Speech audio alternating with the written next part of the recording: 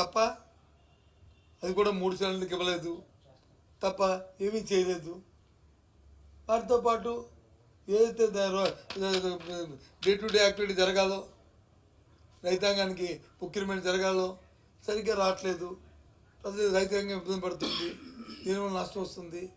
రైతులకి మన వినియోగదారుడికి ఇచ్చిన కరెంటు మీద ఇచ్చిన ఛార్జీలని మరి తగ్గించడం సరికదా, తగ్గిస్తామని కనీసం ఉన్న ఛార్జీనే కాకుండా ఇంకా రూపాయలు అదనంగా మరి వేయడం అనేది చాలా దురదృష్టం.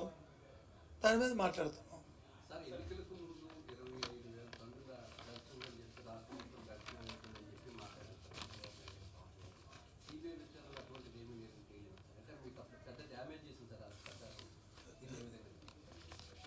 ఎన్నికల్లో డ్యామేజ్ చేసింది వాళ్ళ కుటుంబ రాజకీయాలు, వాళ్ళకున్న స్వార్థం, వాళ్ళకు వచ్చిన విద్యలన్నింటినీ కూడా టక్కుడమన్నింటినీ కూడా టైం పెట్టారు.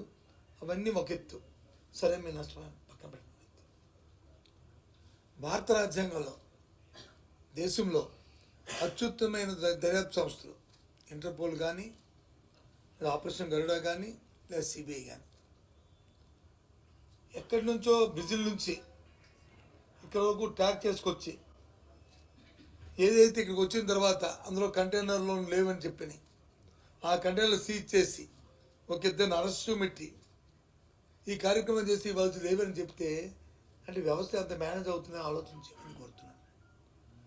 దీన్ని మన ఒక్క విషయాన్ని రేపు ఉదయం మళ్ళీ కేంద్రానికి లేఖ రాయిపోతున్నాను, లేఖ రాస్తున్నాను, రేపు అది కూడా రిలీజ్ చేస్తాను. చాలా సంతోషం. మా విశాఖపట్నానికి వచ్చిన మచ్చ ఇక్కడ డ్రగ్స్ని ఇక్కడ నుంచి ఈ పోర్ట్ నుంచి వెళ్ళట్లేదని విషయం తెలియచెప్పి నుంచి చాలా సంతోషిస్తున్నాను. కానీ ఏదైతే అత్యుత్తమైన టాప్ మోస్ట్ దర్యాప్తు సంస్థలు ఉన్నాయో ఈ సంస్థలు ఇలాంటి ఫాల్స్ అలిగేషన్ ఇన్ఫర్మేషన్ని తో మరి ఏ ఉద్దేశం లేకపోతే వచ్చి ఈ కార్యక్రమం చేసినందుకు ఫెయిల్ అయినందుకు ఆ అధికారుల మీద ఏది మీద చర్యలు తీసుకుంటారు. ఎంత నేషనల్ వేస్ట్, ఎంత టైం వేస్ట్, అంత వేగ్గా, అంత సబ్స్టాండర్డ్గా ఆ సంస్థలు పనిచేస్తున్నాయంటే మాకే ఆశ్చర్యంగా ఉంది. మన దేశం పరువు ఏం కాను, ఇంటర్పోల్ పరువు ఏం కాను, సిబిఐ పరువు ఏం కాను, గరుడ ఆపరేషన్ తాలూకు పరువు ఏం కాను. కాబట్టి దీనికి సంబంధించి ఎవరైతే దీన్ని ఈ విధమైన ఇచ్చారు వాళ్ళ మీద చర్య తీసుకోవాలని రేపు కేంద్ర మంత్రి గారికి, మన అమిత్ షా గారికి, హోంమంత్రి గారికి రేపు ఇంకో లేఖ కూడా రేపు రాస్తున్నాం. అది కూడా మీకు రిలీజ్ చేస్తాను. నేను జరగలేదు, జరిగింది, తప్పించలేదు అనే వ్యవస్థలోకి నేను వెళ్ళదలుచుకోలేదు. ఎందుకు బికాజ్ అంటే అత్యుత్తమైన సంస్థలు ఫెయిల్ అయ్యిందంటే అయితే, లేకపోతే సంతోషం. అయితే ఈ ఫాల్స్ ఇంప్లిమెంట్ పాస్ ఆన్ చేసిన మీద చర్య తీసుకోవాలి కదా, అధికారుల మీద తీసుకోండి. ఎవరి మీద తీసుకుంటారు? అకౌంటబిలిటీ ఎవరి మీద చేస్తారు? ఇంత నేషనల్ వేస్ట్కి, ఇంత సమయానికి, ఇంత ఆ ఏజెన్సీలకు వచ్చిన మచ్చకి ఎవరు బాధ్యులు? లేదు అంటే ఎవరైనా దీన్ని మేనేజ్ చేశారంటే వారి మీద చర్యలు తీసుకోండి. సమ్మస్ట్ అకౌంటబిలిటీ ఉండాలి దీంట్లో. వేగ్గా ఉంటే మాత్రం దేశం తాలూకా పరువు ప్రతిష్టలకి, పేరు ప్రతిష్టలకి ఇది చెడ్డ పేరు తీసుకొస్తుంది. ఇలాంటి వ్యవస్థలు కానీ, మేనేజ్మెంట్లు కానీ అయితే చాలా చెడ్డ పేరు వస్తుంది సమ్మడి.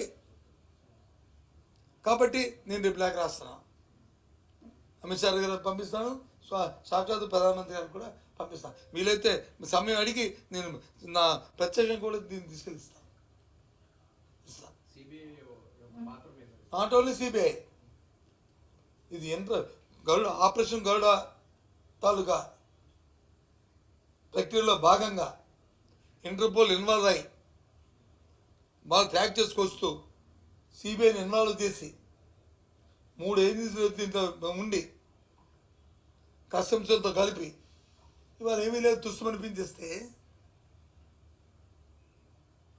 సంతోషం. మాకు వైజాగ్లో ఎక్స్పోర్ట్ జరగలేదు అదంటే హ్యాపీ. ఎందుకంటే వైజాగ్ ప్రజాప్రతినిధిగా మాకు ఆ మచ్చరాలేదు మా పోర్ట్కి అన్న వేరే హ్యాపీ. బట్ సైమల్టేనియస్లీ ఆ రోజు బదనాం చేసి రాజకీయ ఉద్దేశంతో రాజకీయ కుతంత్రాలు చేసుకుని చేయడానికి ప్రయత్నం చేయడమే కాకుండా ఆ సంస్థల తాలూకా పేరు ప్రతిష్టలు ఎవరు దాని బాధ్యులు? ఇంత వేగ్గా ఇంత మిస్లీడ్ చేస్తున్న కార్యక్రమాన్ని ఎవరు బాధ్యత? Who is responsible? Somebody accountable.